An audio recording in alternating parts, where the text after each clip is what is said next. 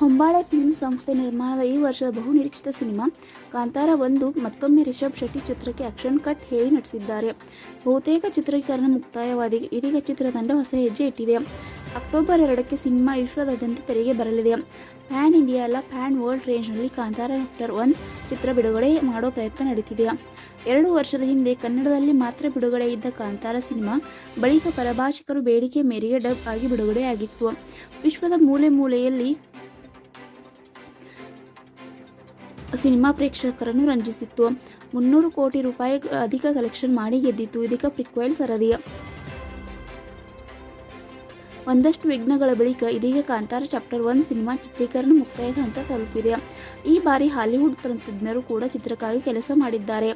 ಚಿತ್ರಕ್ಕಾಗಿ Hollywood stunt master Todor Lazarov stunts compose ಮಾಡಿದ್ದಾರೆ. ಕಳರಿ ಪಯಟ್ಟು ಕಲಿತು ರಿಷಬ್ ಶೆಟ್ಟಿ ಬಹಳ ಅದ್ಭುತವಾಗಿ ನಟಿಸಿದ್ದಾರೆ. ಮೊದಲ ಭಾಗ ಸಿನಿಮಾ ರಿಷಬ್ ರಾಷ್ಟ್ರ ಪ್ರಶಸ್ತಿ ಗೆದ್ದಿದ್ದರು. ಈ ಬಾರಿ ಅದಕ್ಕಿಂತಲೂ ದೊಡ್ಡ ವೇದಿಕೆಗಳಲ್ಲಿ ಸಿನಿಮಾ ಸದ್ದು ಮಾಡುವ ಲೆಕ್ಕಾಚಾರ ಶುರುವಾಗಿದೆ. ಕಾಂತಾರ ಸಿಕ್ವೆಲ್ ರಿಲೀಸ್ ಡೇಟ್ ಬದಲಾಗುತ್ತದೆ ಎನ್ನುವ ಗುಸುಗುಸು ಪದೇ ಪದೇ ಕೇಳಿ ಬಂದಿತ್ತು. ಆದರೆ ಅದಕ್ಕೆ ಚಿತ್ರತಂಡ ಸ್ಪಷ್ಟನೆ ಕೊಟ್ಟಿದೆ. ಅಕ್ಟೋಬರ್ 2ಕ್ಕೆ ಸಿನಿಮಾ ತೆರೆಗೆ ಬರುವುದು ಖಚಿತ ಎಂದಿದೆ. ಇದೀಗ ಸಿನಿಮಾ ಪ್ರಮೋಷನ್ ಬಗ್ಗೆ ಅಪ್ಡೇಟ್ ಬಂದಿದೆ. ಈಗಾಗಲೇ ಚಿತ್ರತಂಡ ಅದಕ್ಕಾಗಿ ಭರ್ಜರಿ ಸಿದ್ಧತೆ ಆರಂಭಿಸಿದೆ. ಹೊಂಬಾಳೆ ಗ್ರೂಪ್ಸ್ ಮ್ಯಾನೇಜಿಂಗ್ ಡೈರೆಕ್ಟರ್ ಚೆಲುವೇಗೌಡ ಈ ಬಗ್ಗೆ ಟ್ವೀಟ್ ಮಾಡಿದ್ದಾರೆ. Lights camera count down Kantara chapter 1 campaign ಶುರು. ಅಕ್ಟೋಬರ್ 2ರಂದು ಚಿತ್ರಮಂದಿರಗಳಲ್ಲಿ ಸಿಗೋಣ ಎಂದವರು ಬರೆದುಕೊಂಡಿದ್ದಾರೆ. ತಂಡ ಕೂತು ಸಿನಿಮಾ ಪ್ರಚಾರಕ್ಕೆ ಚರ್ಚೆ ನಡೆಸುತ್ತಿರುವ ಫೋಟೋ ಹಂಚಿಕೊಂಡಿದ್ದಾರೆ. ಅಭಿಮಾನಿಗಳು ಇದಕ್ಕೆ ಅಭಿನಂದನೆ ತಿಳಿಸಿದ್ದಾರೆ.